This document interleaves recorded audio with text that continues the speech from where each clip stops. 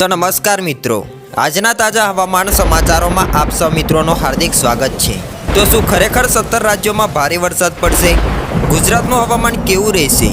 ચોમાસા વિશે હવામાન વિભાગે શું આગાહી કરી છે તેના વિશે આજના વિડીયોની અંદર વાત કરવાના છે, તો વિડીયોને અંત સુધી જોતા રહેજો।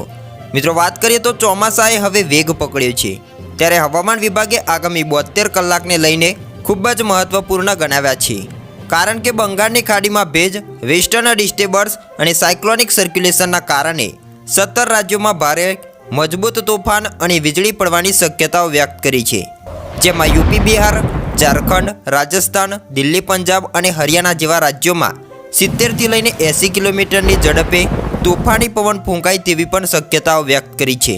આઈએમડી એટલે કે ભારતીય હવામાન વિભાગે એવું જણાવ્યું છે કે આ સામાન્ય વરસાદ નહીં હોય। ઘણા વિસ્તારોમાં ઝાડ ઉખડી જવા, વીજળી ગુલ થઈ જવી અને પાકને વ્યાપક પ્રમાણમાં નુકસાન થાય એવી પરિસ્થિતિનો સામનો કરવો પડી શકે છે। પર્વતીય રાજ્યોમાં ભૂસ્ખલન અને વાદળ ફાટવાનું જોખમ પણ વધ્યું છે। હવામાન નિષ્ણાતો માને છે કે આ વખતે ચોમાસાની ગતિ સામાન્ય કરતાં વધુ આક્રમક લાગે છે અને તેની અસર ઘણા દિવસો સુધી ચાલુ રહી શકે છે। આવી પરિસ્થિતિમાં ગુજરાતનું હવામાન કેવું રહેશે તેના ઉપર પણ એક નજર કરીએ। દેશના હવામાન અંગે વાત કરીએ તો ચોમાસું દક્ષિણ ભારતમાં પહેલાથી જ સક્રિય છે અને તેનો પ્રભાવ ધીમે ધીમે મધ્ય અને ઉત્તર ભારત તરફ વિસ્તરી રહ્યો છે। સ્કાયમેટ અને આઈએમડીએ બંનેએ સંકેત આપ્યા છે કે 11 જૂનથી ઉત્તર ભારતમાં વાદળછાયું વાતાવરણ વધુ તીવ્ર બનશે। 12 થી લઈને 13 જૂન દરમિયાન વ્યાપક વરસાદ શરૂ થવાની સંભાવનાઓ છે।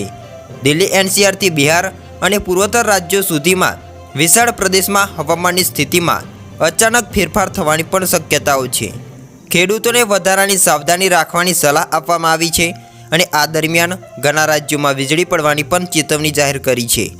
હવામાન વિભાગે લોકોને બિનજરૂરી મુસાફરી માટે ટાળવા માટે મિત્રો ચેતવણી આપી છે અને પહાડી વિસ્તારોમાં વધારાની સાવચેતી રાખવા વિનંતી કરી છે। આગામી 3 દિવસ દેશભરમાં હવામાનમાં દ્રશ્યમાં નોંધપાત્ર ફેરફાર થઈ શકે છે। હવે ગુજરાતના હવામાન અંગે વાત કરીએ તો ગુજરાતમાં 7 દિવસ સુધી મહત્તમ તાપમાનમાં મોટો ફેરફાર થવાની શક્યતાઓ નથી। આ સાથે 15મી જૂન સુધી સૌરાષ્ટ્ર અને ગુજરાતના કેટલાક વિસ્તારોમાં ગાજવીજ સાથે છૂટાછવાયા વરસાદની આગાહી કરી છે। હવામાન વિભાગે આજે પણ આગાહી કરી છે તે મુજબ 10મી જૂન એટલે કે આજે દક્ષિણ ગુજરાતમાં જ વરસાદની આગાહી છે। આજે વલસાડ, ડાંગ, નવસારી અને તાપીમાં છૂટાછવાયા વિસ્તારોમાં વરસાદ થવાની આગાહી વ્યક્ત કરી છે। આ ઉપરાંતના તમામ વિસ્તારો શુષ્ક રહેશે તેવી આગાહી કરવામાં આવી છે। હવેથી મિત્રો આપણે હવામાન નિષ્ણાત અંબાલાલ પટેલની આગાહી પણ જાણીએ, જેમાં મૃગશીર્ષ નક્ષત્ર દરમિયાન ચોમાસાનો વિધિવત વરસાદ થઈ શકે છે। આ દરમિયાન પવન બદલાઈ શકે છે, જેથી 15 જૂન બાદ રાજ્યમાં ભારે પવન ફૂંકાય તેવી શક્યતાઓ છે।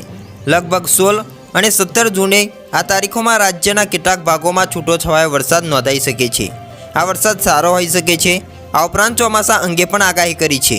રાજ્યમાં ચોમાસું ધીરે ધીરે રફતાર પકડશે। ગુજરાતમાં 29 જૂનથી 7 જુલાઈ સુધી ચોમાસું વિધિવત બેસવાની શક્યતાઓ વ્યક્ત કરી છે। તો હવામાન નિષ્ણાત એત્રેયા શેટ્ટીનું પણ અનુમાન સામે આવ્યું છે અને તેમણે જણાવ્યું છે કે ગુજરાતમાં ચોમાસાનું આગમન થોડું મોડું આવવાની શક્યતાઓ છે।